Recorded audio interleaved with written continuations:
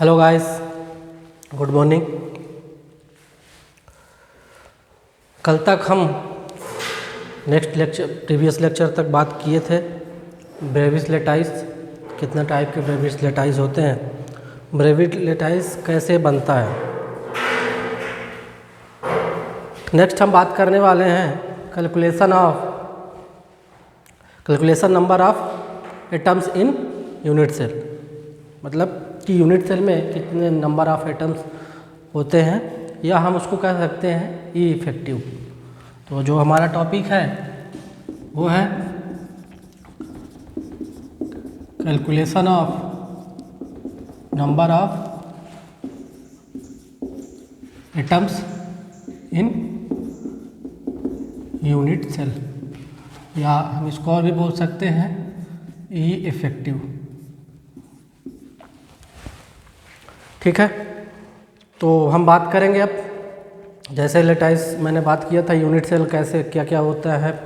Simple होता है, तो सिंपल के अंदर क्या है, फिर इसके बाद हम एफसीसी, बीसीसी, ईसीसी बात किए थे। तो यूनिट सेल अब उसके अंदर कितने नंबर ऑफ एटम्स हमारे अंदर उसके अंदर मौजूद है, हम उस चीज़ों की कैलकुलेशन यहाँ पे अब करने वाले हैं। तो फर्स्ट ऑफ ऑल बात करने वाले हैं हम सिंपल यूनिट सेल की। सिंपल यूनिट सेल, या इसको बोल सकते हैं हम एससीसी। तो इससे पहले हम थोड़ा सा एक डिस्कस करना चाहते हैं आपसे कि मान लीजिए आप एक बड़ा सा पिज़्ज़ा ऑर्डर करे हैं और आप 8 लोग हैं। तो एक पिज़्ज़े को आप 8 लोग हैं तो कैसे डिवाइड करेंगे कि आपके पास मतलब 8 लोगों के पास एक एक स्लाइस पहुंच जाए। मान लीजिए हमारा एक पिज़्ज़ा है, उसको हमें 8 पार्ट में बांटना है क्योंकि आप 8 लोग हैं। ठीक, मान लीजिए ये हमारा 1 2 3 4 5 6 7 एंड 8 एक पिज़्ज़ा है, हमें इसको 8 पार्ट में डिवाइड करना है। यानी आप 8 लोग हो तो 8 पार्ट में डिवाइड होना चाहिए। तो आप देखते होंगे जब एक पिज़्ज़ा को आप 8 में डिवाइड कर रहे हैं तो क्या होता होगा, 1/8 पार्ट जो है, माने एक पिज़्ज़ा का 1/8 पार्ट एक पर्सन के पास जाता है। ठीक, अब इसी को हम कह सकते हैं, मान लीजिए कि आप 8 लोग हैं और 8 तरह का पिज़्ज़ा ऑर्डर किए हैं। आप 8 लोग हैं, अगर इस कंडीशन पे बात करी जाए तो 1/8 पार्ट पर पर्सन पिज़्ज़ा आता है। अब मान लीजिए मैं ही आपको बताया कि जैसे आप 8 लोग हैं और 8 पिज़्ज़ा ऑर्डर कर रहे हैं, हर व्यक्ति एक एक पिज़्ज़ा ऑर्डर कर रहा है, अलग अलग फ्लेवर का है।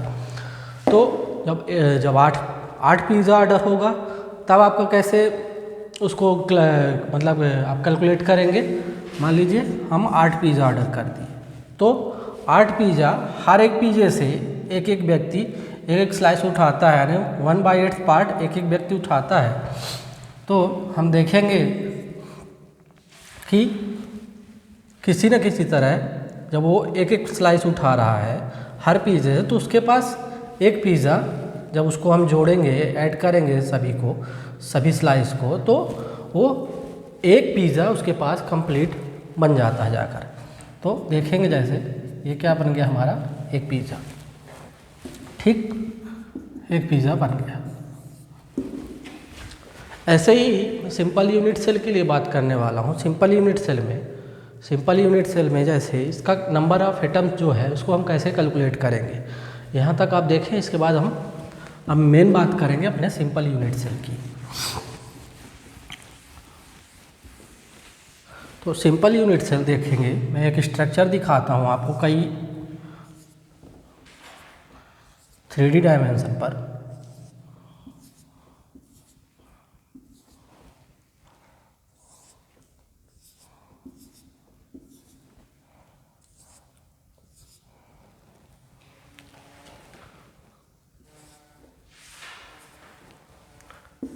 ये जैसे मैं इसको जोड़ के बनाता हूँ, ठीक है।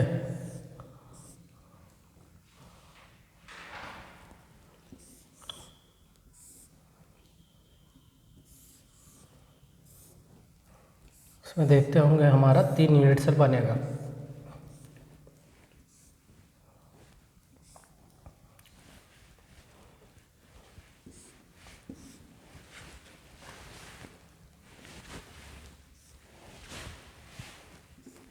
ये देखिए, ये first, second, third, 3 unit cell हमारा यहाँ पे बन रहा है।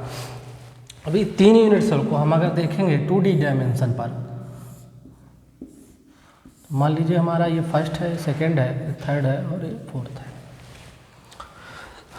तो कोई यूनिट सेल हमारा है और उसी यूनिट सेल में अगर हम एक और यूनिट सेल को ऐड करेंगे तो हम पाएंगे जैसे फर्स्ट वाला जो है, जो फर्स्ट हमारा ये लेटाइस पॉइंट है, ये कहीं ना कहीं 5th लेटाइस पॉइंट भी इसमें ऐड होगा, क्योंकि कॉर्नर पे हम देखेंगे हमारे 8 लेटाइस पॉइंट रहते हैं। ठीक है,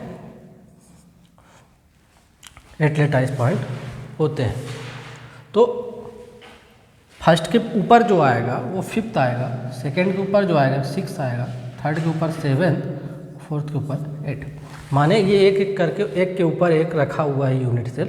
इसको हम इस तरह से अरेंज करते हैं। ठीक, तो जब हम बात करेंगे अपनी सिंपल यूनिट सेल की, तो मैंने बताया था सिंपल यूनिट सेल में कि कॉर्नर्स पर, हर कॉर्नर्स पर एक लेटाइस पॉइंट होता है, यानी 8 लेटाइस पॉइंट हमारे पास सिंपल क्यूबिक सेल या सिंपल यूनिट सेल में होते हैं। ठीक, तो अब 8 यूनिट सेल है तो कहीं ना कहीं वो 1/8 पार्ट से 1/8 सबका 1/8 पार्ट शेयर्ड होगा, 1/8। ठीक, हम ये कह सकते हैं कि 1/8 पार्ट से बन करके एक यूनिट सेल हमारा तैयार होता है। तो इसमें क्या बोलेंगे, दैट ए लेटाइस पॉइंट, इसको मैं रफ कर देता हूँ। मेन हमारा स्ट्रक्चर ये है।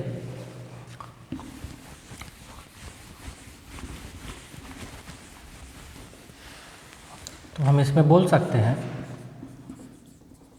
That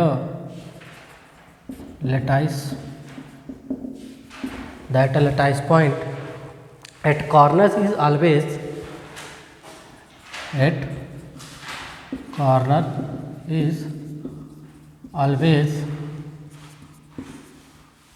surrounded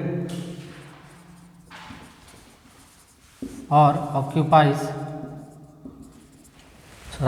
occupies by 8 unit cell,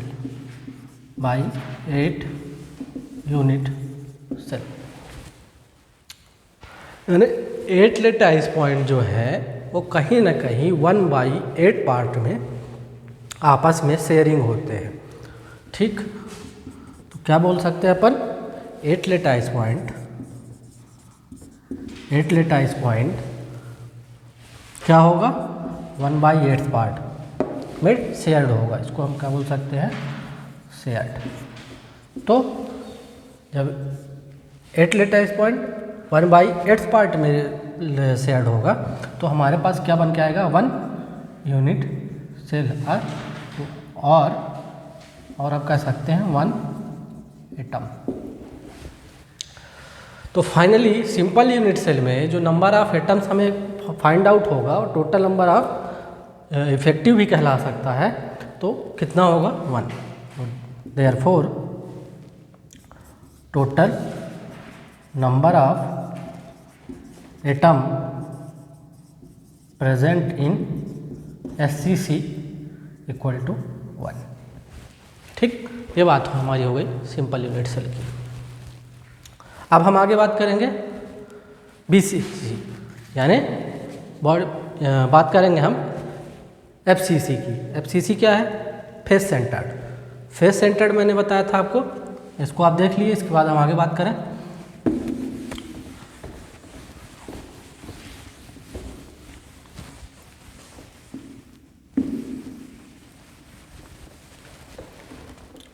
अब जो बात करेंगे हम FCC यानी फेस सेंटर। चलिए, फेस सेंटर में मैंने बताया था 8 लेटाइज पॉइंट तो कॉर्नर पर होगा 8 लेटाइज पॉइंट हमारे कॉर्नर पर तो है, ठीक, लेकिन उसके फेस में भी हमारे लेटाइज पॉइंट आएंगे। तो फेस कितने थे? 6 फेस थे हमारे, 2 3 4 ये 5 6, ठीक। तो do you remember lattice point present on face, बोलेंगे इसमें हम lattice point are present in face is shared to unit cell, is shared to unit cell। कहने का मतलब है, मान लीजिए ये यूनिट सेल है और हम एक और यूनिट सेल को ऐड कर देते हैं, और जो फेस पर है वो कहीं ना कहीं 2 यूनिट सेल से कह सकते हैं 2 यूनिट सेल को आपस में शेयर करेगा। मान लीजिए ये मेरा एक यूनिट सेल है और यहाँ पे फेस में एक पॉइंट रखा हुआ है, तो देख रहे होंगे कहीं ना कहीं ये हाफ फर्स्ट यूनिट सेल पर है और हाफ सेकेंड यूनिट सेल पर, यानी 2 यूनिट सेल से वो शेयर होता है, ठीक है। तो इसका ई इफेक्टिव जो हम निकालेंगे, ई इफेक्टिव यानी नंबर ऑफ एटम्स, हम इसका जब फाइंड आउट करेंगे तो कॉर्नर पर तो है 8 कॉर्नर पर है जो 1/8 पार्ट शेयर करेगा, ये हो गई हमारी कॉर्नर की बात, ठीक।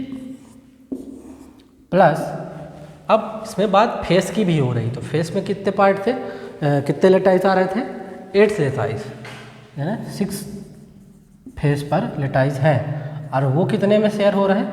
मैंने बताया ना 2 यूनिट सेल पे, तो 1/2, तो ये 2 3 आ गया और 1 ये 8 कैंसिल हुआ, 1 + 3 = 4।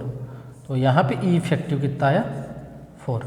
माने यहाँ पे हमारे नंबर ऑफ एटम जो मौजूद होंगे वो 4 होंगे।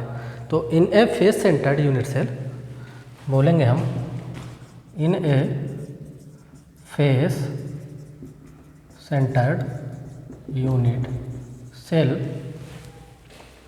4 atoms are present, 4 atoms are present, ठीक। ये बात हो गई हमारी FCC की, FCC। अब हम बात करेंगे आगे BCC स्ट्रक्चर की।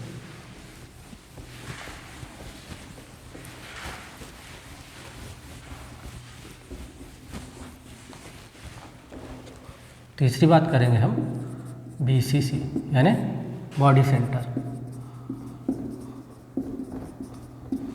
बॉडी सेंटर में क्या था? स्ट्रक्चर मैंने आपको पहले प्रीवियस क्लास में बताया हुआ है सभी का, आप वहाँ से थोड़ा देखेंगे तो आपको जल्दी सारी चीज़ें समझ में आ जाएंगी।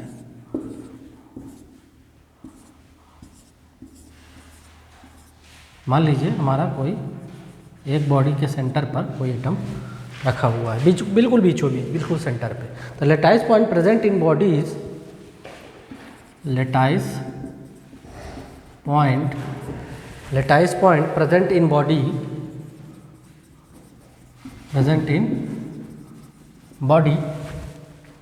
Is shared by 1 unit cell, is shared by 1 unit cell. यानी जब सेंटर पर है तो कहीं आपस में ही शेयर होगा, लेकिन किसी अदर के साथ शेयर नहीं हो सकता क्योंकि वह बीचों बीच है।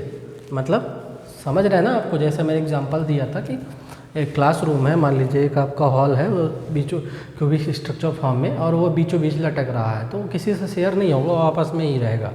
तो 1 यूनिट सेल से आपका वो शेयर होगा, ठीक। तो इसका ई इफेक्टिव जो हम निकालेंगे, इफेक्टिव जो हम इसका कैलकुलेट करेंगे, तो 8 तो कॉर्नर पर है, वो रहेगा, वो भी शेयर भी होगा 1/8 पार्ट से, लेकिन जो आपका एक एटम है या एक लेटाइस जो बोल सकते हैं हम, वो किससे शेयर होगा? अपनी ही यूनिट सेल से। तो प्रेजेंट कितना है उसमें? 1 बॉडी। तो ये कैंसिल आउट हो गया, तो यहाँ पे कितना आया? 2 एटम। तो इसका ही इफेक्टिव आ गया 2 एटम। तो हम इसमें क्या बोलेंगे? 2 atom are present in, therefore 2 atom are present BCC। Clear? अब आगे हम बात करेंगे इंड सेंटर पॉइंट की। इंड सेंटर पॉइंट यहाँ तक हो गया।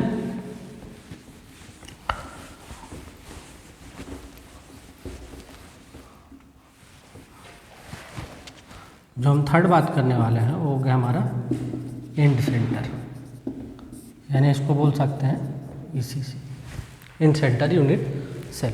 इंड सेंटर में क्या था?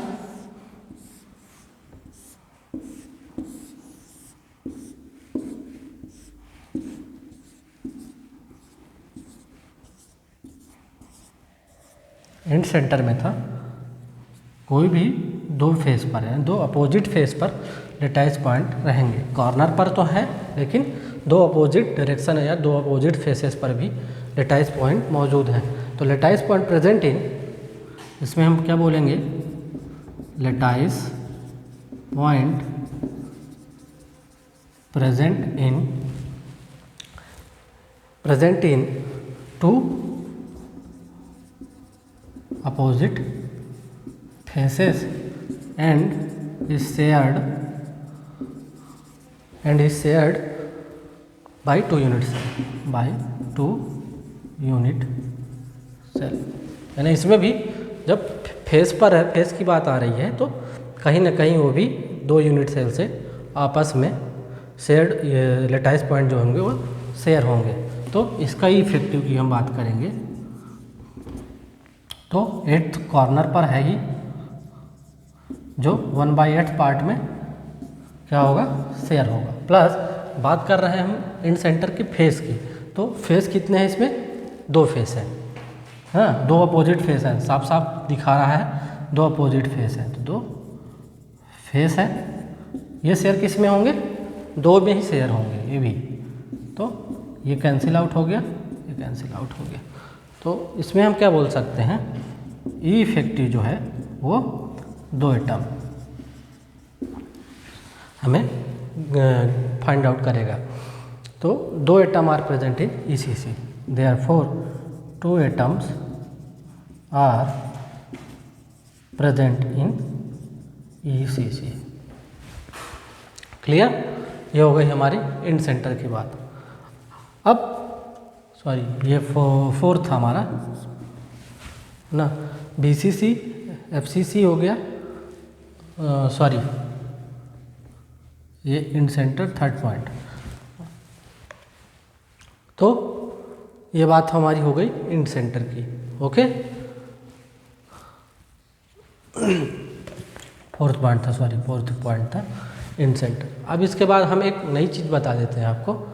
ये आपका ECC हो गया। इसके बाद हम नया चीज़ जो है वो एज पॉइंट पर है, यानी हमारे कुछ ना कुछ लेटाइस पॉइंट हमारे एज पर भी रहेगा। अभी तक हम बात कर रहे थे कॉर्नर की और फेस की, अभी हमने बात एजेस की नहीं की है। एजेस मतलब जो हमारी एजेस हैं वहाँ पर भी कुछ ना कुछ लेटाइस पॉइंट होंगे।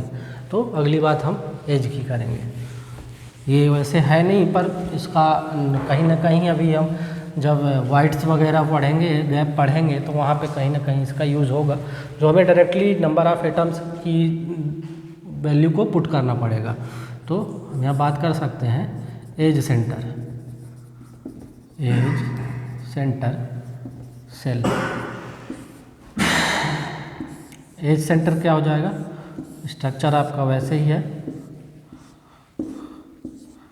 8 आपके लेटाइस पॉइंट कॉर्नर पर है। ठीक, अब जो एज की बात कर रहा हूँ, देखिए कहीं ना कहीं ये 1 हो गया, 2 हो गया, सॉरी 1 2 3 4 5 6, ठीक, 7 8 9 10 11 और ये 12।